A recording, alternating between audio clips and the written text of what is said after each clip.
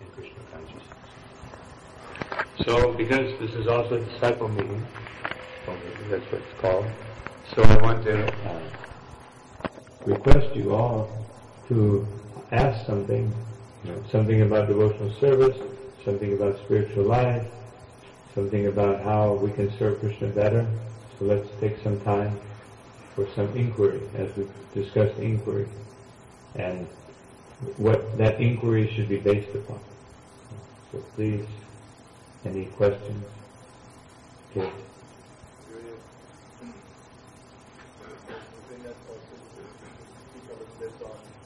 Responsibility, because sometimes most of the time actually we aspire to the point of initiation.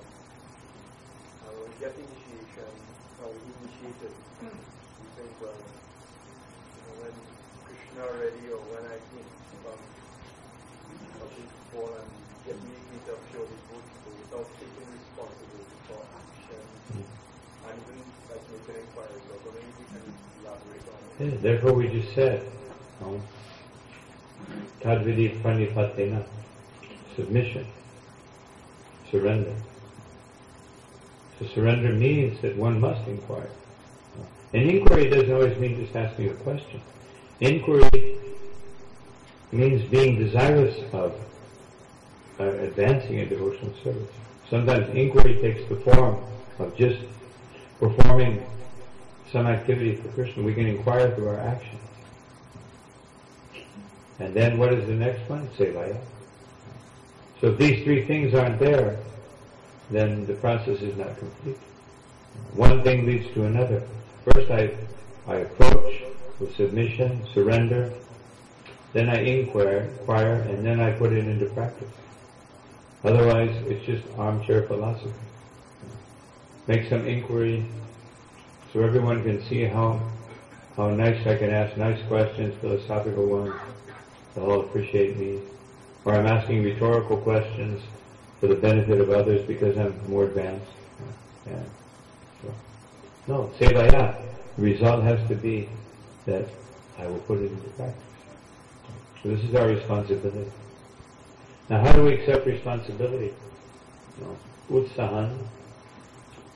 Rupa Goswami says, first there must be enthusiasm. And enthusiasm is generated from the association of Vaishnava. And then, nishchayat. Nishchayat means we have full faith and confidence that from that association, from that desire to serve, that the result will be attained. And dhairya. And we have the patience to wait, however long it takes or whatever it takes. Because patience has two aspects, however long and whatever it takes. We tolerate not only how long it takes, but whatever it takes to approach Krishna, to serve Krishna, to please Krishna. So that's responsibility. And you've mentioned initiation, so initiation means responsibility. We've explained many times in different yagyas that initiation needs to begin. So you can't finish at the beginning. How can anyone say, I'm at the beginning and I'm finished?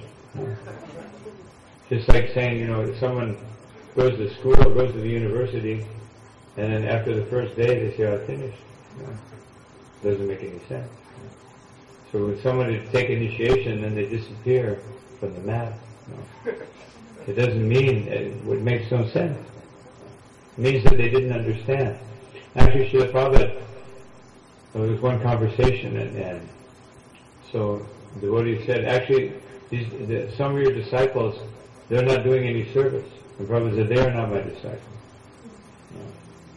I mean, he was making a drastic statement just to show. Obviously, he was very merciful, and even if he saw someone was in difficulty, but he was establishing the principle of disciple that if you take initiation and you don't serve the spiritual master, then what is the meaning of your initiation? In other words, saying they're not my disciples, they're not acting like disciples. So this is responsibility. Taking initiation means responsibility. I must chant 16 rounds. I must follow the 4 regulated principles. and I must perform devotional service. Otherwise, what did I take initiation for? Just like Srila Prabhupada says here in the purport, not to make a show of discipleship. No. I must inquire, because I must serve.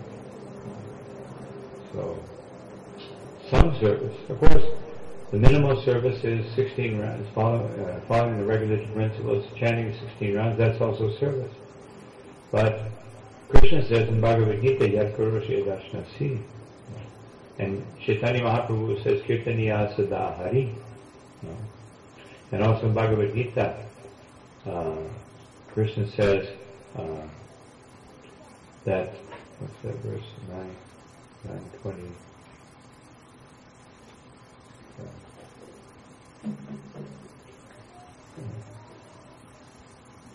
How does the verse begin?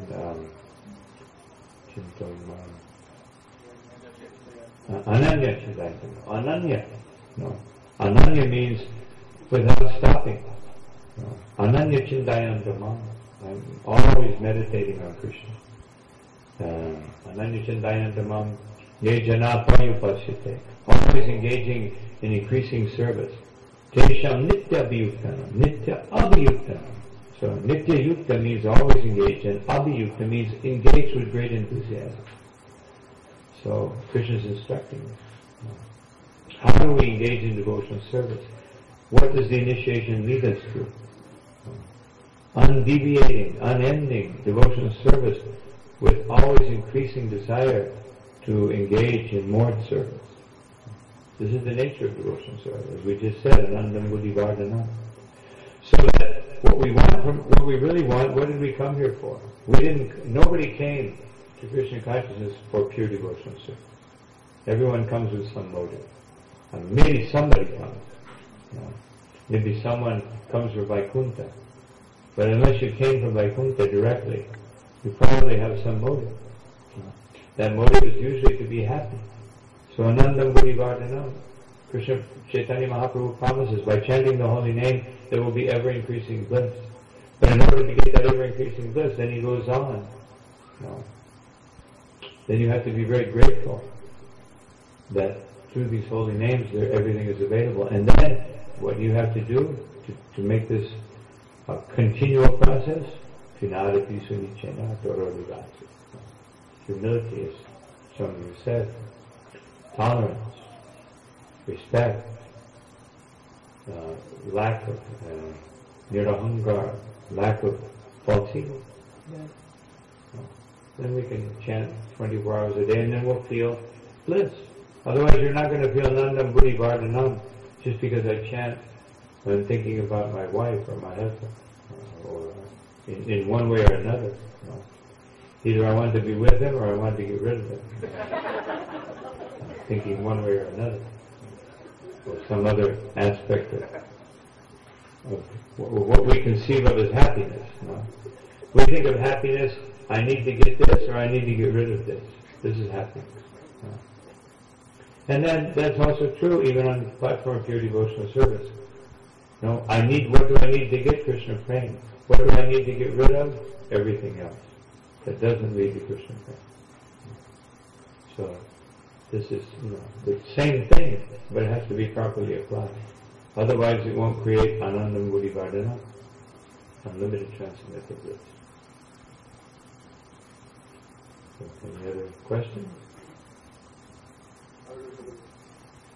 Last time you were here, you said something and I was really impressed with it. It says that sometimes we come to the temple or Sangha, and the way we attend these functions, the way we carry out ourselves in these programs, then it shows that our devotion may or may not be the most important thing. I was really, it's really cool. So, want to explain that a little more? Yes, yes. Yeah, because, as Srila Prabhupada said, the proof is in the pudding, in the beginning introduction to Krishna book, using that old English saying. Proof is in the pudding. So, what is the motivation? This is what we have to really, if one is serious about advancing, one has to really analyze, what is my motivation? What am I doing this service for? What am I approaching Krishna for? What am I chanting? Am I doing it to stop suffering, or am I doing it to please Krishna? So there's nothing wrong with trying to stop suffering, as long as we understand theoretically that I should be trying to please Krishna.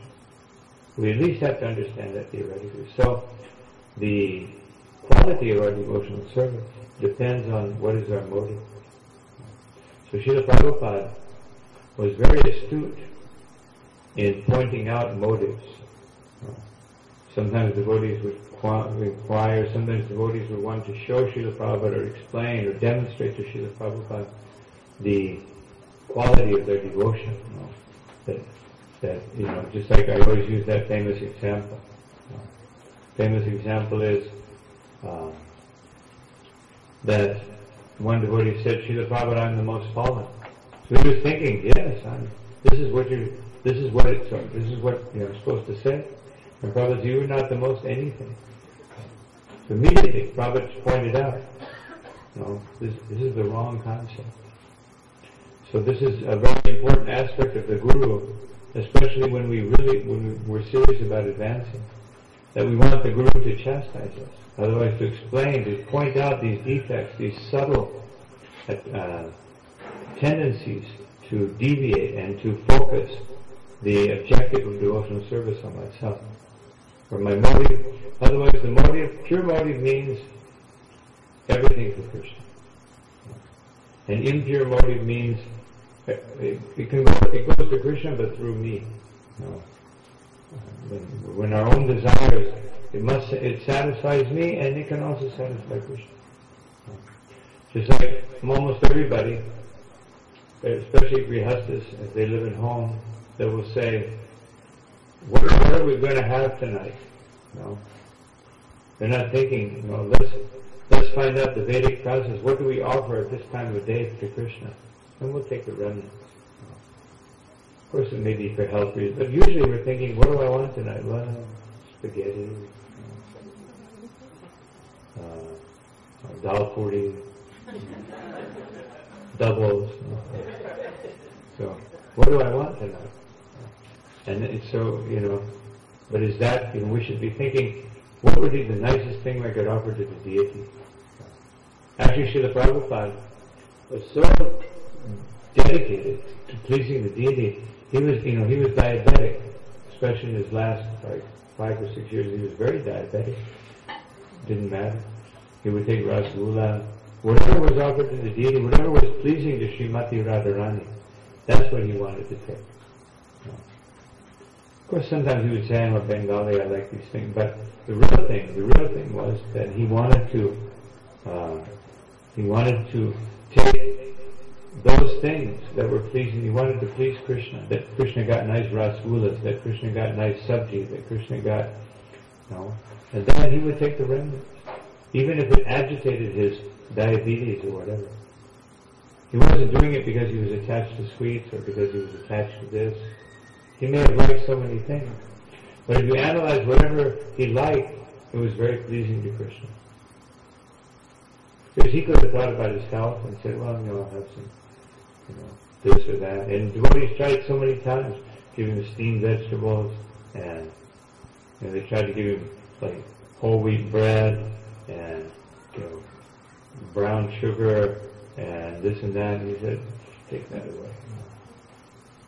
That doesn't mean that we can't use these things, and that doesn't mean that we can't think that way. But then when we do that, we should also think, what is my motive? Do I want to please Krishna? So the best way to please Krishna is please the Vaishnava. Because it may be very hard for us to meditate at this point in time. We can chant the Bhoga Artik and then try to figure out what Krishna likes, but if you can't even figure out what 3/4 of those things are. Cake soaked in milk. How do you fix it? Just cake soaked in milk. And, because they didn't even have ovens. That means the cakes were made in a different way. And all these wonderful preparations. So the main thing is that we try to satisfy the Vaishnava. And that way we can please Krishna. So therefore the answer is to that, that trying to deepen that concept, is that we try to associate with Vaishnavas who are actually very serious and desirous of devotional service, of pleasing Krishna, and we try to please them. And that way our motivations will be improved.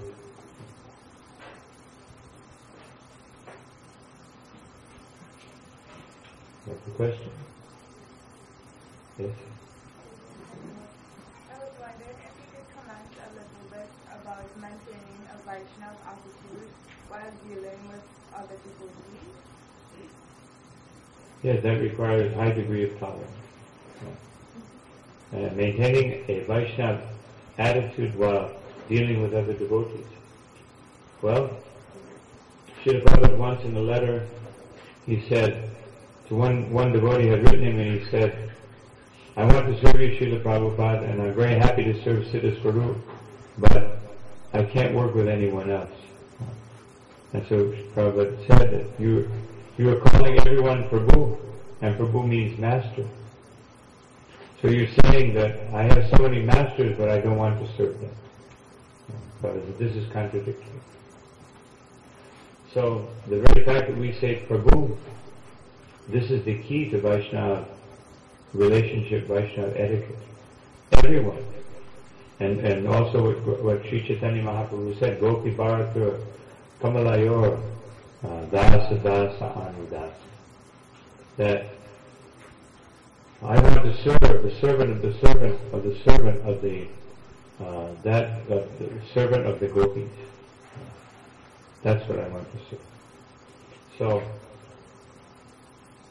the key to serving, maintaining the right attitude is don't look at the faults of the Vaishnava, unless it's your duty to correct them. And if it's not our duty to correct them, but we feel that someone has some faults, then we try to give them the best example. And that's, if we can do that, then just like here in Trinidad, and not just in Trinidad, everywhere, there's sometimes a lot of conflict among devotees. Some seems to be a universal principle. And why is that? Well, my analysis is because we're studying a very high literature and a very high philosophy, and we're not very high. We're as Sanatana Goswami said when he approached Lord Chaitanya, he said, Nicha Jati, I am from a low-born family. Nicha Sangha, I have been taking very bad association. Otherwise, he immediately thought of himself as fallen. Patita Adama. I am the lowest among fallen people. So if we can think that way, and this is how our acharyas teach us to think. When he approached Lord Chaitanya with the straw in his teeth, otherwise with great humility, this is what he said. Kani amaya. Who am I? And why? Why are these things jari tapatai?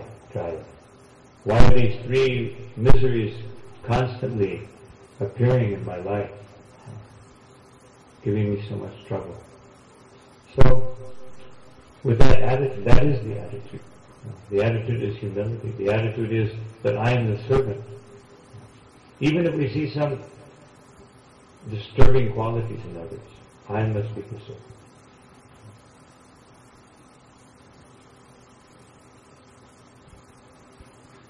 Another question? Yes. I want to ask a question which is sort of personal in the sense that when I first began practicing Krishna consciousness as a new devotee, I was very enthused about it, and I figured after reading the literature and studying the philosophy a little bit. Now you're an old devotee? Well, not old devotee, but in the sense that having been there for a few years. And initially I had the feeling that maybe in a few months I could achieve exactly what I'm reading about here. Mm-hmm. So having practiced for some time and trying to study philosophy more deeply, and especially what Srila Prabhupada wanted of his followers, I feel, especially in the last couple of years, So like, no, definitely I may not achieve it in a few months like I initially thought. What I'm feeling now is a sense of more or less hopelessness. That's good. Can I do that? And then I'm faced with a sort of an existing paradigm that one of my services is to teach others about philosophy and to give some sort of encouragement. But I feel like if for myself I have no hope, how can I honestly give people that do that service honestly to people and tell them, well, this is the philosophy and you will achieve all these things when I feel myself I cannot do it? No hope is called Sharanagati. No. That is the basis of surrender. We can, as long as we have hope that I'm going to do this, I'm going to do that, that when it's coming from I and mine, then of course we can never achieve it. But when we understand I can never achieve it, yes, it's all Krishna's mercy. This is Sharanagati. So that's what everybody goes through that process. That they, you read a little Bhagavad Gita, it all sounds like, I'll have this down in about, 6 months from now. I'll probably be on this platform. And then we realize all these material desires, all these unclean, impure things in my heart, and some things start surfacing that I never even saw before.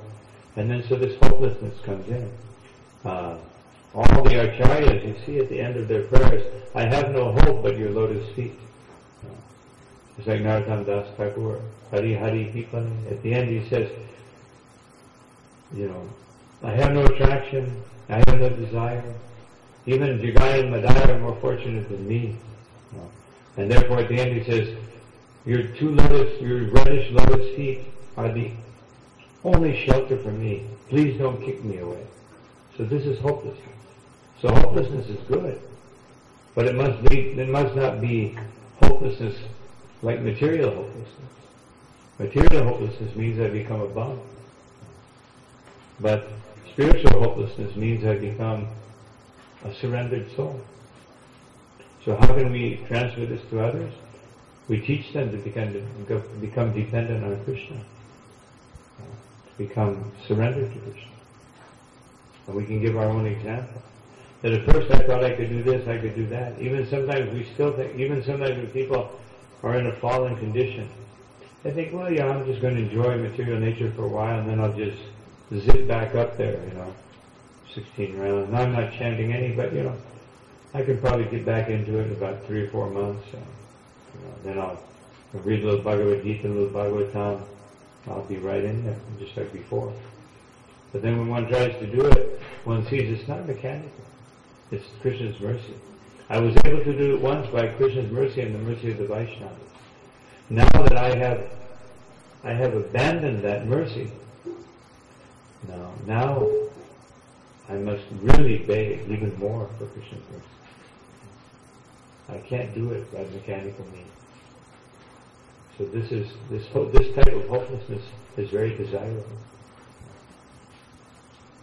But hopelessness should also be accompanied by what we just said, nishchaya, by full faith and confidence that by Krishna's mercy everything can be achieved. Otherwise, hopelessness without that confidence, that is called depression. That is called like a state of despondence and tamagun. So we just have to make sure that our hopelessness is directing us to taking full shelter of the lotus feet of Krishna. And that hopelessness is very good. That's what, I just gave that example of Sanatana Goswami. He said, I thought this, I thought that, but now I just realized that my only hope is just to surrender to your lotus feet.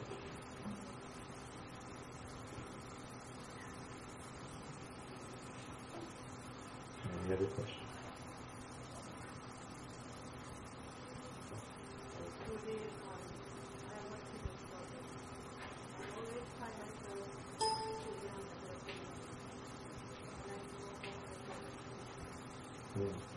The question is that I always find myself thinking I'm better than someone else. So how can I overcome that? How can I better that? Well, of course, relatively speaking, we may be better than others on the material side. So we have to try to, that also comes from chanting. When we chant in a humble state of mind, then we realize that these material comparisons, these relative comparisons, have no meaning in Krishna consciousness. There was a famous story of Hanuman and a spider, ant, whatever, some little creature. Hanuman was carrying big stones, and little ant, spider, insect was carrying, some little piece of sand. And Hanuman said, "Get out of my way." And the Lord corrected him and said, "No, he is doing better than you, because he's doing as much as he can, and he's doing it in a humble state of mind."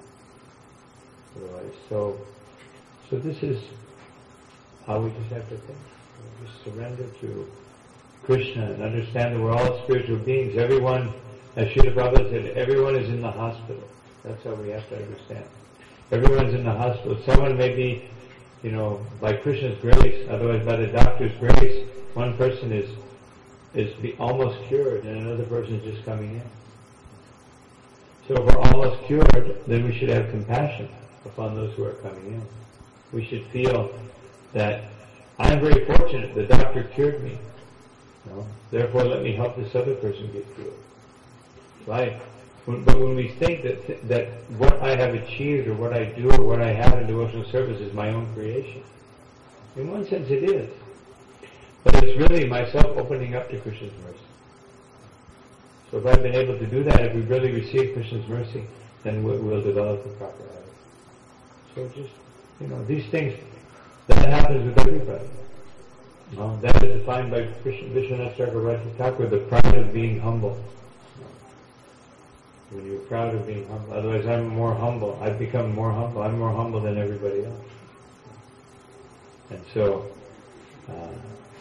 we don't think that I'm anything. We just think that I am, as Bhaktivinoda Thakur says, Yogeta vichari kichu nahi pai tomara karuna sar. That I have no qualification. Gurudev, I have no qualification. I'm only made of your mercy. I'm composed. My whole existence is made of your mercy. And we don't just say that so that he'll say, "Oh, what a nice disciple." No. It's not like that. It's not to gain recognition. We make statements. Yes, he'll see how humble I am. He'll see how surrendered I am. No. We make the statement because we mean it. No. And we have to, and therefore we don't say it, we feel it. No. Better to say, if we actually have some sense of surrender, we should feel it in our hearts and demonstrate that surrender by devotional service, and by the desire to serve, and by acquiring the Vaishnava qualities that we find that are recommended for us in the Shastra. Yes.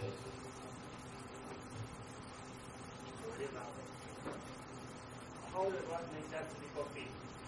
Actually, because really coffee is my experience, I had actually the first one we were making initially that getting get on this one and he is the progress of the verify your own standards. But how does that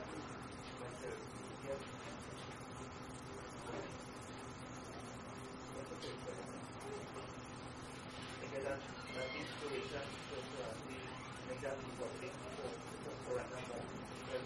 Usually devotion are kind of like a soma. My mind is this problem How do we get there? By doing everything that is requested of us. Just like anything. It's just like if you go work in a company, of course you want to get paid, but to get paid you have to work. It's not that you can just go sit down and say, "Well, I don't like the work part. I just want to pay." This part I don't like. I just pay me. I came, but I don't want to work.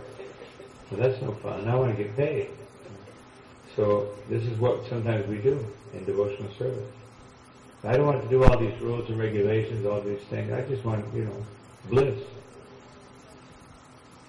So It's a universal principle. That if we want to get a result, we have to go through the process to achieve that result. Just like I just explained, the Das Mula, 10 different aspects of approaching Krishna. The last two, one is that engaging in pure devotional service and understanding that Krishna prema, or love of Godhead, is the goal of life. So to get that Krishna prema, I have to engage in pure devotional service. It's not that, I want Krishna prema, but I have to do that. And what is that pure devotional service? Shravanam, Kirtanam, Vishnu Smaranam, Pada Sevanam. This is devotional service. So you just do it. And it's just like giving the same example, if you go to work and then there's somebody next to you that you don't like, you don't say, you just have to tolerate that person, because whoever's running the show said this person's doing this, you're in slot A, you're in slot B, then you have to tolerate them, because you want to get paid.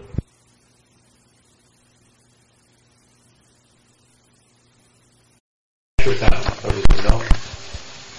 Somebody said something else. How does it know? When you become pure devotee, that will please me. So, developing qualities of a pure devotee, which means that we'll all live in harmony, we'll all serve one another. Our only desire is to please the Vaishnavas. This is pure devotional service. That's the most pleasing thing to the spiritual master. So we should all work on pure devotional service. We should understand that we are a spiritual family. We may have so many differences, but even in a blood family there's so many differences. I can ask any parent here whose children have grown up how many difficulties they had to go through. How many times children get upset, go in their room, slam the door. How many times crying, yelling, problems, husband and wife fighting, domestic problems. And that's blood family. So in the spiritual family, there'll always be problems. But we should treasure this association. We're surrounded by an ocean of meat-eating materialists. And they maybe have some good qualities here and there. We can appreciate that. That all comes from Krishna anyway. But, they're not going to inspire us to serve Krishna. But the devotees will. Even though there may be a little envy, there may be a little, criticism. That's going to happen. Can't avoid it. We can avoid it. But, it will happen. Somebody will do it. If it's not the devotee, it'll be somebody else. So, that's the most pleasing thing.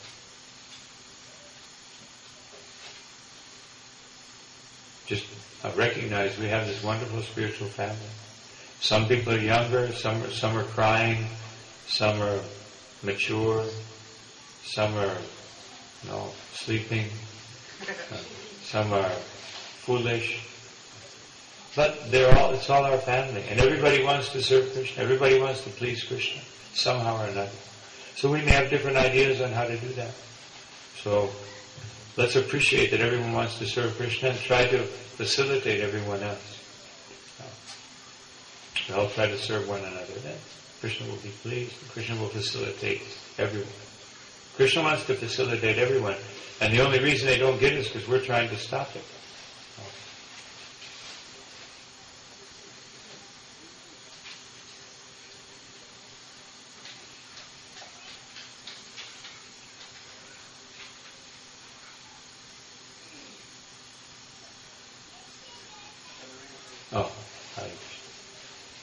Sometimes in the course of Krishna consciousness, one may be in a particular situation where he has to do service in a certain capacity. And in that capacity, serving with different devotees, different situations may come up. And more often than not, sometimes situations become very tense, very uneasy. And one may rationalize to himself, like you are saying, that one has to tolerate and try his best to see the good qualities of the other devotees and always see that he has to fulfill the mission of Chaitanya Mahaprabhu and his spiritual master, Srila Prabhupada, and therefore one should stay and try to do his best to make that situation more favorable and to get a positive outcome. And one may stay for some time and the situation may not improve, and one may stay for a little more time and then a long period of time, relatively so. How does one, and then sometimes a sense of frustration may arise in one's consciousness that the situation becomes very tense. Maybe it is more than I am able to bear at this point in time. Yes. How does one deal with that situation in the best way possible for his consciousness and for the benefit of his relationships that he has developed in that particular scenario? If we can't resolve it, then we go to the superior Vaishnava. Either we reference a superior Vaishnava, Srila Prabhupada, or some other senior Vaishnava in our line of disciplic succession, or we try to, we always try to resolve things ourselves, and we just go to the next level and try to resolve it. Or maybe sometimes Srila Prabhupada would say, "This is not a good service for you. You should do this." Prabhupada would realize that this person is not capable of doing this at this point in time. We should try, But also Rupa Goswami says, "Atyahara prayashascha." So it might be prayashaha. We might be over-endeavoring. Although our intention is good, we may be over-endeavoring. So, there's so many factors there. We try to analyze it, and others, we try to take help from others. If we can't analyze it, we can't come up with a solution.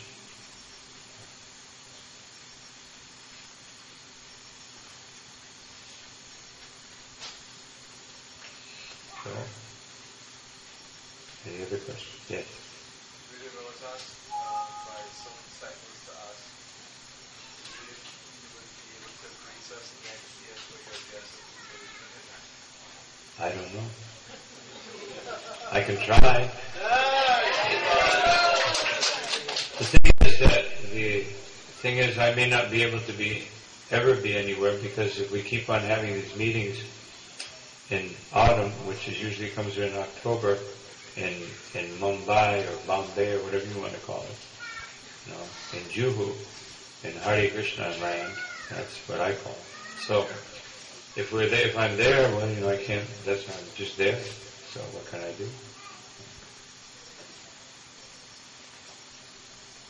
So we'll see how these meetings go. I'd rather not go at that time. Of course, it's nice to go in Kartik, but not to go to Kartik to have a meeting. Meet with Krishna, not with everybody else, about management. So, let's see. That's why I say, let's see. I don't know. I don't know what the schedule is going to be. The last 2 years, the only reason I didn't, this year I was in Monterrey, Mexico, only because I was taking this treatment, and it was only 2 hours away. So I just went there. But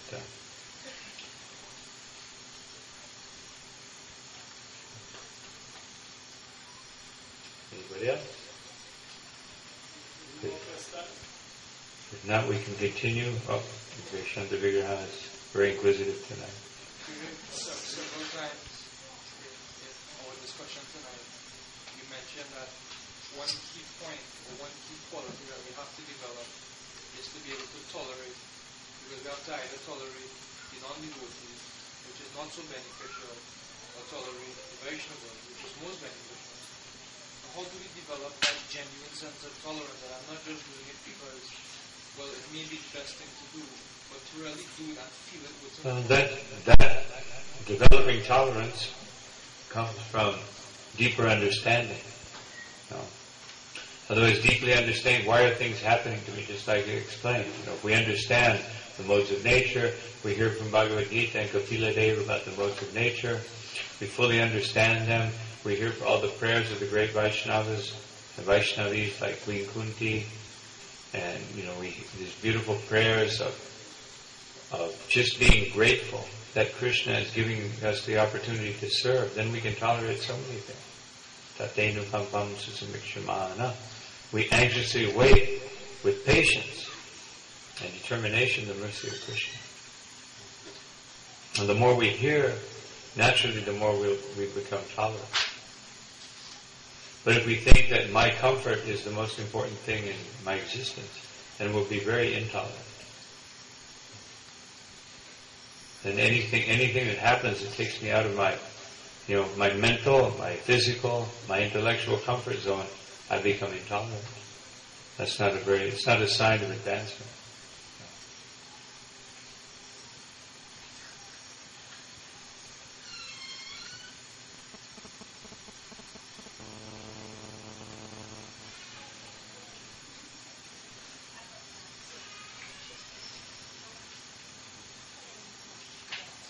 Keep advancing one's consciousness.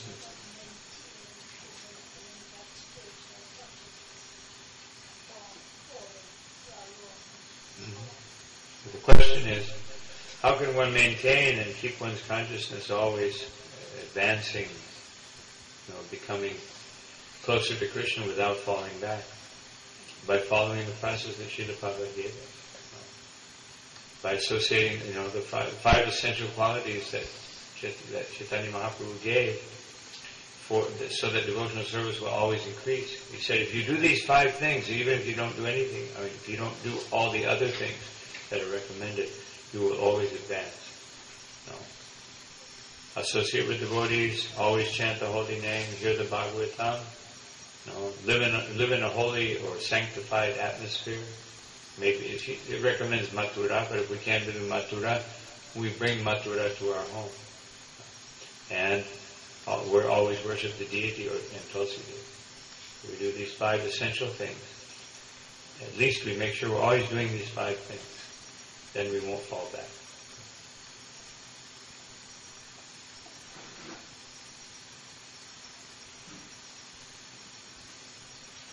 I think we've had quite a few questions, so maybe we can stop here. Yes. Yes. One more question. Okay.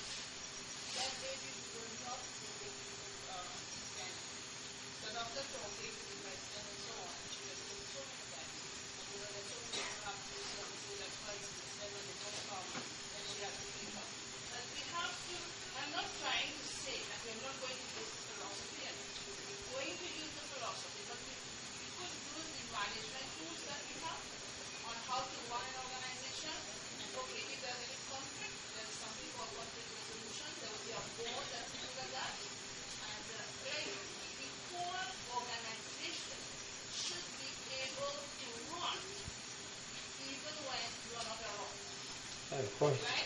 And then you will come and just say, okay, this is what happened. That would be very nice. Also, because there is what is known as kind of fragmentation, different cliques, A, B, C, and D. If clique A is running the temple, B, C, D will have problems. If D is running the temple, A, B, C have a problem. And that will always happen. So there has to be another kind of country that is kind of neutral to oversee that. Okay, But now we're talking about management. So I was trying to keep focused on guru-disciple, because I don't think, there are many management principles that on all levels in this movement. We're trying to instigate to, make them function. And what you're saying is right. There's no doubt that if we have, the better organized we are, but right now we're just talking about what the individual has to do. We want to talk about, management structure and, what are we missing, what are we not accomplishing on the management level. That's a big discussion. It's not something that we can throw in the last 5 minutes here. Obviously, if everybody, and what we're talking about is instrumental because, as you say, people tend to group. We have our animal tendency, our lower tendency is to go in herds. So you have a herd A, herd B, and they like each other and they want to do things this way, and this other group has a different way. But the more we practice these essential Vaishnava principles, the more we practice the essential Vaishnava principles, then we will, that tendency to criticize the other group, to become frustrated because of management principles. So even beyond all the organizational things that we should be doing, and what you can do if you have some understanding, or any devotee that has understanding of a better system of management that we currently employ, or how to sharpen the system we have, or how to hone it down to a better functioning system, then one has to, say, I'd like to participate in the management structure, and can I come to the next meeting? I have some ideas, or write it out, a proposal. But these basic things we're talking about will make it easier. So that's my duty.